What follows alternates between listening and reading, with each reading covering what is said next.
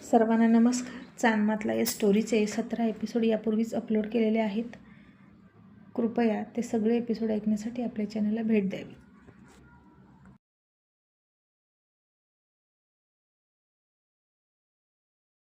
मग दिवसभर रानात काम करताना मालनला तोच म्हणजे शशी आठवत राहिला. सकाळी तिला भेटलेला, तिच्याकडून पाणी पिलेला आणि तोंडावरून हात फिरवून घेतलेला. मग संध्याकाळ झाली आणि सगळेजणी घरी येत होत्या आणि चौकातून आपल्या आपल्या घरी वळताना मालन म्हणाली, हौसा अक्का, अगं थोडीशी तंबाखू दे की, सकाळी दात घासायला मिसरी नाही बघ.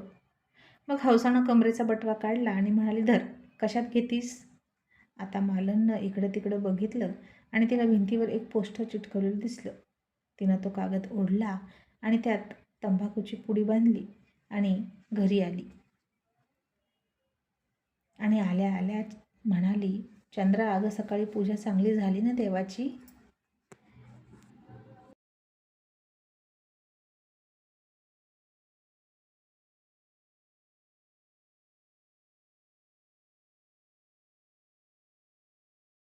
आणि चंद्रा रागातच म्हणाली, हो, देवही भेटला आणि दगड पण भेटला. तशी मालन म्हणाली, काय बाई तुझं, सारखा राग नाकाच्या शेंड्यावर असतो तुझ्या, काय झालं आता? चंद्रा म्हणाली, अगं एक येडपट होता मंदिरात, चप्पल घालून आला होता, देवाच्या दिव्यावर बिडी पेटवत होता, तरी पण चिडायचं नाही का? मालन म्हणाली, अगं काही सांगतेस काय? कोण होता असला देवाला न मानणारा? चंद्रा म्हणाली, माहीत नाही, नवा होता गावात. आणि मालन म्हणाले, अगं मला पण रस्त्यात एक जण वाट विचारत होता आणि पाणी मागितलं आणि बघ की मला म्हणाला, माझ्या तोंडावरनं हात फिरव. मी तसं केलं आणि त्याला बरं वाटलं बघ आणि रडायला लागला होता. पण कोण असेल ग तो? पण तो मुंबईचा होता बघ, त्यानं सांगितलं मला त्याचं गाव.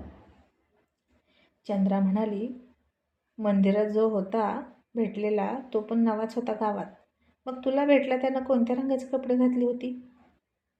मालन म्हणाली, पांढरी.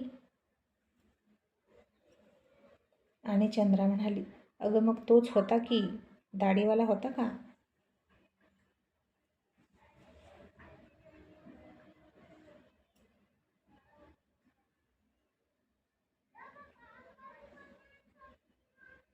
मालन म्हणाली, हो, आणि गोरा गोमटा पण होता. आणि चंद्रा म्हणाली, मग तोच होता तो मंदिरातला येडपट, चप्पल घालून येणारा, फार वेडा वाटला मला. मालन म्हणाली, नाही ग, मला लय चांगला वाटला बघ, बोलायला सुद्धा चांगला होता आणि त्याची भाषा पण चांगली होती. आणि चंद्रा तोंड वाकडं करत म्हणाली, हो ना, तुला तर सगळी पोरं चांगलीच वाटतात, त्यातही तुला तुझा जावई दिसला असेल ना? तुझं काही खरं नाही बघ आई, आणि तू खूप चांगली आहेस म्हणून तुला सगळं जग चांगलं दिसतं. पण तो खूप तयारीचा होता, कशाला त्याला पाणी पाजलं? जाऊ द्यायचा होता की तसाच?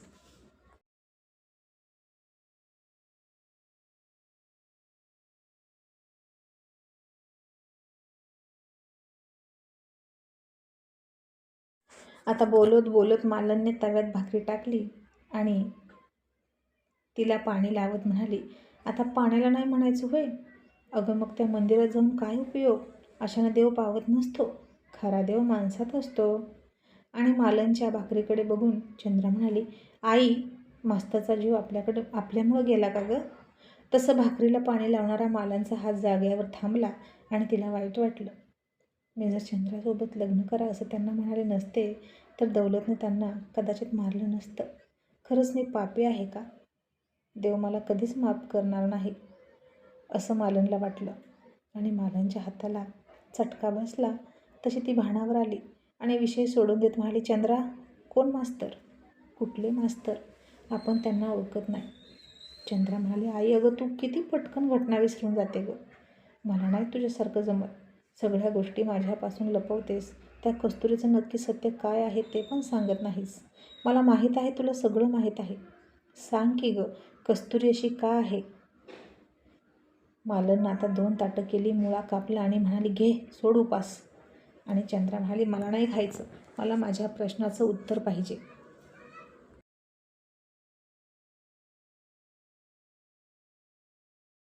आणि मालन म्हणाली, चंद्रा, योग्य वेळ आली की तुला सगळं सांगते, पण आता मला काही विचारू नको. खा. ज्यांना दोन वेळच्या जेवणाची पण भ्रांत असते ना, त्यांनी लोकांच्या विषयात ना खूप सुनाय. मग दोघी जेवण करून उपास सोडून झोपल्या. मग सकाळी सकाळी मालनने तंबाखूची पुडी सोडली आणि उलटण्यावर पाणी तापवत असताना चुलीमध्ये तंबाखू भाजली आणि ती मळून त्याची मिश्री तयार केली आणि तो कागद चुलीत टाकायला जाणार इतक्यात त्यावर फोटो बघून म्हणाली, चंद्रा, अगं हा कोणाचा फोटो आहे ग? आणि चंद्रानं तो बघितला आणि म्हणाली, आई, जेलमधनं फरार कैदी आहे, याला पकडून देईल, त्याला 10,000 रुपये बक्षीस ठेवले बघ सरकारनं.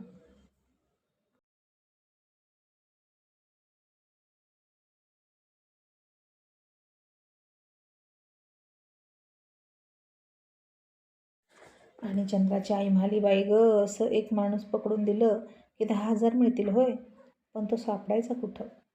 हे तर लॉटरीसारखंच आहे की. सगळ्याला वाटतं मला लागावी, पण लागत मात्र कुणालाच नाही. एखाद्याचं नशीब लागतं. चंद्रा म्हणाली, अगं पण पळून जाणारा कुठं सापडण्यासाठी रस्त्यावर उभा असतो का? या, मला पकडा असं म्हणायला. तो तर लपून बसलेला असतो ना, आणि इथंच कुठंतरी आपल्यामध्येच असतो, पण दिसत नाही. म्हणून तर सरकार असं जाहिरात देतं. आणि चंद्राच्या आई म्हणाली, काय नाव म्हणालीस गं? त्याच्यावर लिहिलं असेल की. चंद्रा म्हणाली, आई अगं, तू ह्याच्यावर पाणी सांडलं की. इनामदार का काय, फक्त दिसतंय बघ आडनाव त्याचं. आणि हे नाव ऐकलं तसं चंद्राच्या आईच्या हातातून मिसरी खाली पडली आणि ती हबकली. कारण हे नाव तिच्या खूप जीवाभावाचं होतं. पण तिच्या गावी असे खूप इनामदार होते. नक्की कोणता इनामदार हे मात्र तिला कळेना. आणि कालपासून हे असं सगळं का घडतंय ते तिला कळत नव्हतं. का तिला सारखी तिच्या माहेरची आठवण येत होती.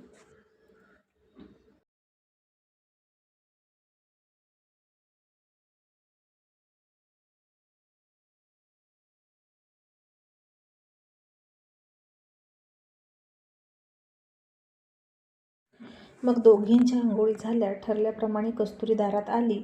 चंद्राने तिला बटर दिलं आणि ती निघून गेली.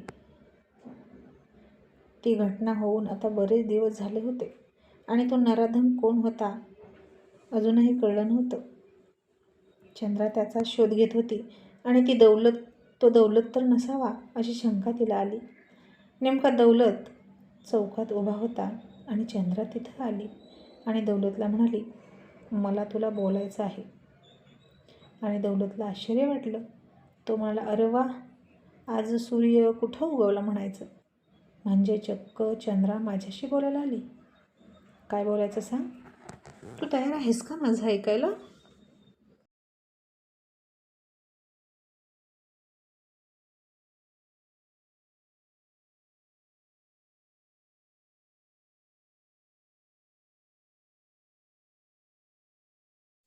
चंद्रा म्हणाली, फालतूगिरी बंद कर दौलत. मला सांग, त्या रात्री कस्तुरीकडे तू आला होतास का? आणि दौलत म्हणाला, एक गप्प बस.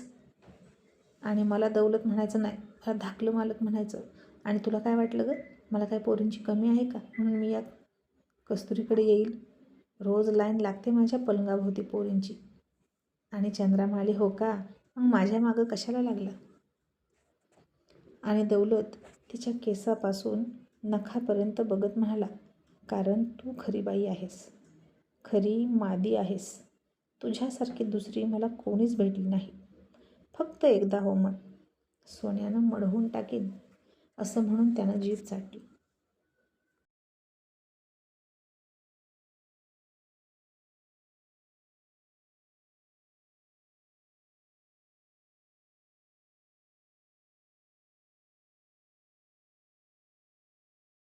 आणि चंद्रा चिडून म्हणाली, आणि मला अख्ख्या गावात तू तेवढा नामर्द वाटतोस, जो इतरांच्या दुबळेपणाचा फायदा घेतो.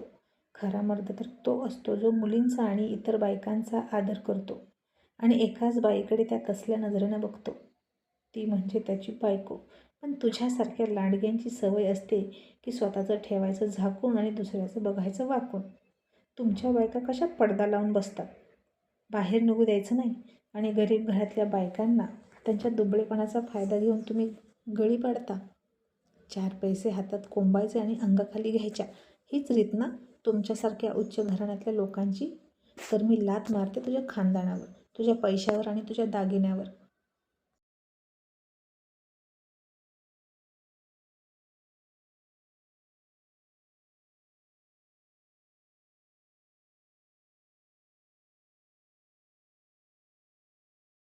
चंद्रा अशी बोलत होती आणि चौकात खूप लोक जमली होती आणि दौलतचा अपमान ते सगळे ऐकत होते. आणि दौलत प्रचंड चिडला आणि चंद्राला आता इंगात दाखवायलाच पाहिजे आणि दिवसाच चांदणं दाखवायचं, नाहीतर दौलत नाव नाही सांगणार असं त्यानं ठरवलं. आणि मालनला जेव्हा कळलं की चंद्रानं दौलतशी आता उघड उघड पंगा घेतला त्याचा अपमान करून, तेव्हा तिला फार भीती वाटायला लागली. मग असेच काही दिवस गेले आणि दौलतला चंद्रानं केलेला अपमान रोज आठवायचा. सरपंचसुद्धा म्हणाले, दौलतराव, असं अपमानाच्या आगीत जळण्यापेक्षा ती आग एकदाच विझवून टाका. ती तुम्हाला नामर्द म्हणाली आणि तुम्हीसुद्धा नामर्दासारखे तिथून निघून आला. एक मुलगी तुम्हाला नामर्द म्हणते आणि तुमच्या घराण्याला कलंक लावला तुम्ही. दाखवून द्या तिला तुमची मर्दानगी.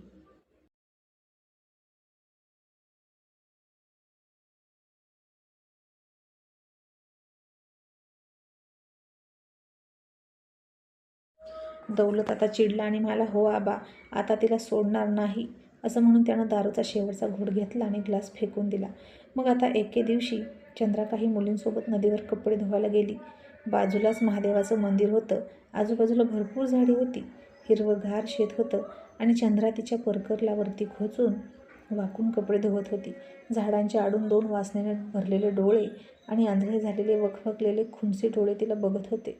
तिनं तिचा परकर गुडघ्याच्या वर खोचला होता आणि तिचे गोरे पाय बघून त्यानं ओठांवरनं जीभ फिरवली. खाली वाकल्यामुळे तिच्या झंपरमधून तिची गोरी मांसल टचटचीत छाती बाहेर डोकवायची आणि कपडे धुवत असताना त्याला हिंदोळे बसायचे.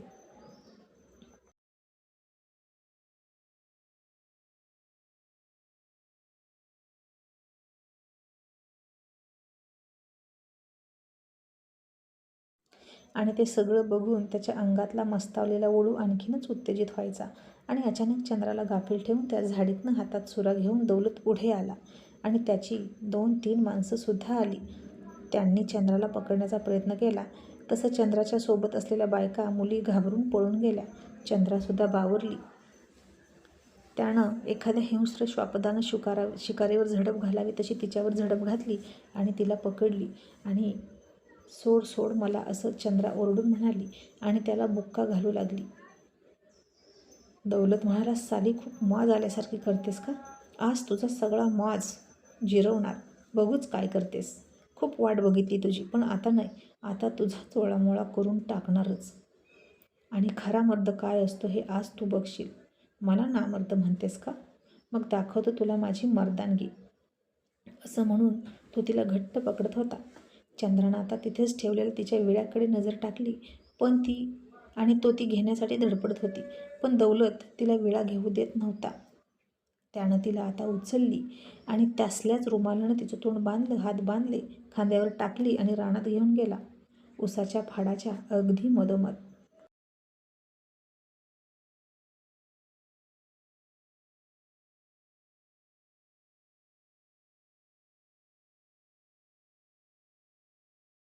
आणि चंद्रा सुटकेसाठी धडपडत होती आणि दुबळा प्रयत्न करत होती. आता काय होईल पुढे? चंद्रा स्वतःची सुटका करून घेईल का, की दौलत तिची अब्रू घेईल? तिला कोणी वाचवेल का? हे पाहणं इंटरेस्टिंग ठरणार आहे. थँक्यू.